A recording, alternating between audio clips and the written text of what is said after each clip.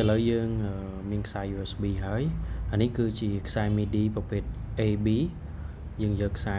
មួយចំហៀងដោតទៅខាង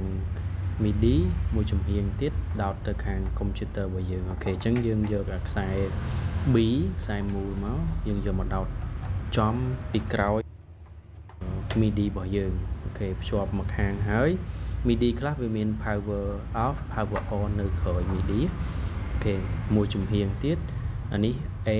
យើងយកទៅដោតនៅក្នុងកុំព្យូទ័ររបស់យើងឬក៏ទូរស័ព្ទដៃក៏បានដែរអូខេអញ្ចឹងយើងដោតទៅ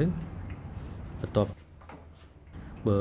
សិនជា MIDI មានកន្លែងខាងក្រោយមាន power on power off យើងចុចបើកវាមកដើម្បីឲ្យភ្លើងរត់ចូលទៅ MIDI ហ្នឹង